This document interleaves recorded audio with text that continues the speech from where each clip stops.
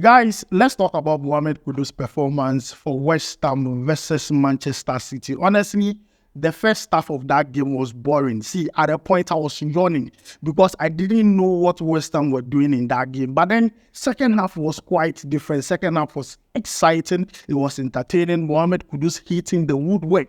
Oh, Kudus. But guys, let's dig in and talk about the game. See, the first half, I was expecting West Ham to take the game to Man City, but it was as if they were laid back. They wanted to defend. Manchester United style. They wanted to defend and hit Man City on the counter. Everybody was scared. They were losing possession. And you see, Man City, they don't waste time at all. Sharply, they hit them 2 goals. And that was from Erling Haaland. I mean, he's not even playing the game so much. In that first half, he had only 7 touches and scored 2 goals. I felt like the game plan in the beginning was so bad. Julian Lopetegui should be doing better. Looking at the players he signed or West Ham signed for him ever since he took over the helms of affair, he should be doing better. Because looking at the way they played today, my Kudus was not playing the way I wanted it. First half, then like 10 minutes, Mohammed Kudus leg no touchable. Why? He leg no touchable. The whole of like first half, like some 10 minutes, then Mohammed Kudus leg no touchable. The first half, the only time Mohammed Kudus was able to make some killer impacts, he was getting to the close of first half, 45th minute, where he took the ball and did his own thing. So, to me, I was bored in the first half. But in the second half, second half in that game, West Ham, I said West Ham, see, if they play like this against every team, like the way they played today, the second half, I mean, they'll worry a lot of teams because Kudus was just marvelous. Kudus was good today. The second half, Mohammed Kudus hit the woodwork, and honestly, see, I'm one person who likes Mohammed Kudus, but then honestly, that should have been a goal. Mohammed Kudus should be doing better with that ball. That ball shouldn't be hitting the woodwork. This is where you show your clutching powers. You hit it bad. No one said, oh no. I was not really happy that he didn't score. Like, I felt like at that moment, I started shouting, go. He hit woodwork. When he was on the floor, he saw it that Charlie, no, like this ball he like it for score. Then, I mean, in the game Jared Bowen and Mohammed Kudus, Charlie, they were on fire. They were on fire today, honestly. The second half, no, Kaminamin codes. That was what was happening. That was what was happening. And honestly, I loved it. And I saw people on social media saying that, second half, Mohammed Kudus has gone to drink Kivo Gary. I mean, I'm not surprised because Charlie, I'm waiting for Mohammed Kudus to do some killer thing. I mean, today it wasn't bad. The second half wasn't, the first half it wasn't good at all. But then the second half, better performance from Mohammed Kudus, better performance from West Ham. They were eager, intensity was there, entertainment was there. It was exciting to see that West Ham were taking the game to Man City. And Man City, I don't know why people they fear them. The things they make them, they look like. About you. Who's wrong? Then they will come take Erling Haaland. I was you see that thing. But today, honestly, the second half, Kudus should have done better. If he had scored that goal, I believe pressure would have been on Man City because if you do like that, because today, honestly, I know Arsenal fans will be supporting West Ham, like Charlie Empire Power, like they should draw this game so that everything will be cool and things. But I mean, guys, let's be very honest. Julian Lopetegui, he needs to start acting fast. I believe that if he doesn't act fast, they'll sack him because the way that first half went, I mean, it could have been a different score, like if the first half went a bit better. But then the second half, it wasn't bad. They corrected their mistake. They were more enterprising in the second half. But then I was wishing that they could have done more. Probably Kudus should give an assist or score a goal. Then I'll come here and do but Charlie, I played the way I don't want to. But then I'm still excited. My star boy, Mohammed Kudus, our favorite player, he performed very well in the second half as compared to the first half. Because the first half, it wasn't good. The first half performance wasn't good.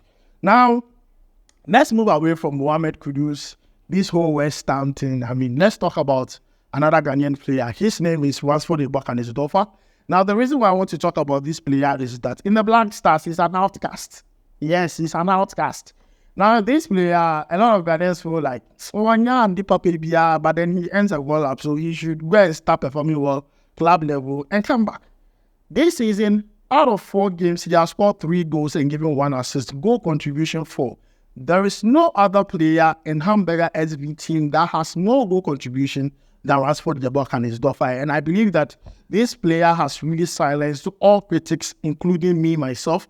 And I like what is happening. It just gives the coach the option to choose, good players for the national team. And I love it for him, honestly. I love it for Ransford the Buck and Königsdörffer, because this player is one player that many people complain that he was played out of position in the Black Stars. We are seeing him in full glare, full HD, playing very well for club side. We just hope that when he gets the opportunity, he doesn't kill it.